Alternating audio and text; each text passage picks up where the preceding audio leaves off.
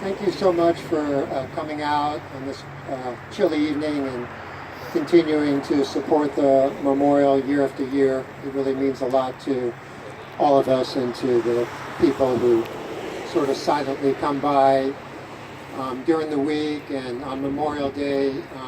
We live just across the freeway, and I can go in my backyard and look over here, and there's people coming by here all the time. It's interesting. I found myself sort of upset that more veterans don't come by to our vigils, but actually lots of veterans and their families do come by and walk this hillside and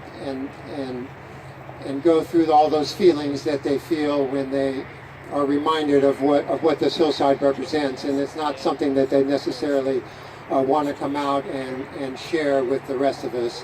And so I think in that way it's really important that this hillside remain, and if it does get replaced, it'll be something appropriate that has this original expression of what we stand for. We're a spontaneous grassroots outpouring of outrage and sadness over yet another war that started with all sorts of promises, and those promises were soon forgotten and eventually replaced with platitudes that are sort of meaningless after a while. So I found myself again trying to think of, well, what can I get up here and say that might inspire people in some way or have some meaning to us. So I thought that I'd get back to just the basics and ask the question, what is Memorial Day? And so the way I started out was, what isn't Memorial Day? And so I wanted to repeat a quote. Gold Star mother Karen Meredith once said, "Don't say happy Memorial Day." So I think that kind of says it. I think that Laura Zucker's song so artfully points out that we need to be reminded that what Memorial Day is to remember those people that are no longer here with us, those parents that are no longer going to be able to raise a child because they're no longer here with us. And when I looked at Wikipedia, I saw that the original Memorial Day, at least in the modern context, was called Decoration Day, and it was started after the Civil War, that most horrendous war of our nation's history, and that it was a time to go to the tombstones of the fallen soldiers and decorate them with colorful flowers. And so I started to think about, well, what are the errors and omissions about what Memorial Day is really about? Because if you think about it, we celebrate our fallen soldiers, but there's so much more to the story. You know, what about the fallen soldiers of the other side? Is it heresy to remember them as well? Many of them, I'm sure, were just as compelled by their beliefs. Possibly they thought they knew a better God than we knew, or they had a strong feeling about what was right or wrong. Or possibly many of them were drafted into the army and really didn't feel they had any choice at all. And then the other question that we never think about or rarely think about on Memorial Day is, what about all the civilians that are killed during war? Of course, as many of you know, there's as many or more civilians that are killed during war than soldiers who are committed to fight the battles. And if you think about it, when do civilians become soldiers? Well, the second before they're killed, they've been drafted, and they really didn't have much choice about it.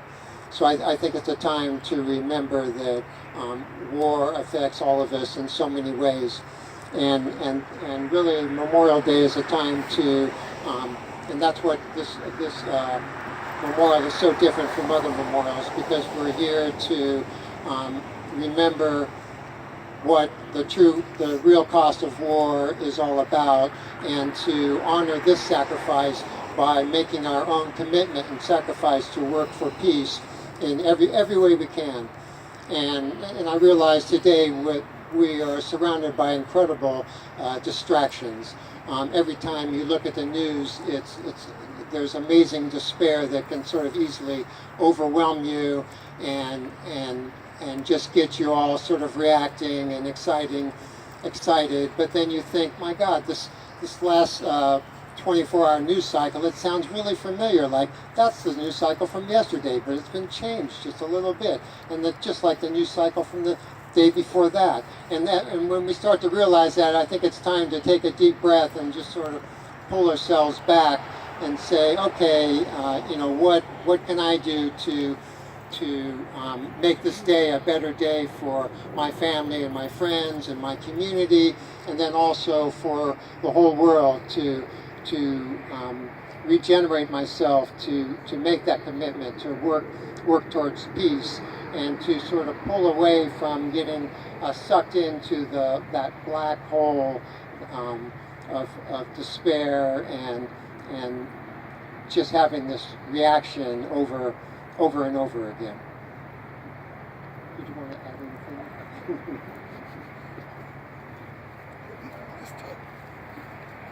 Thank you, Jeff.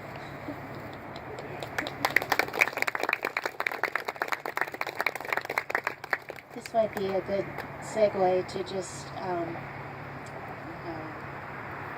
take a few moments to reflect and be still, present. My name is Baika Heaton. I met my husband Jeff here. The process. There's nobody here who can say that. We met here over 10 years ago, and we've been keeping on. Thank you, Congressman DeSaulnier. Keeping at it ever since, even though both of us have our moments of trying times. But here at the crosses, we have this symbol of hope, and besides memorializing friends, family members, loved ones who have given their lives, it's also a symbol of change and the need for change and the need for better values, and like Jeff said, to just focus on working for peace. So I just wanted to take a moment and have a moment of silence for the fallen soldiers all over the world.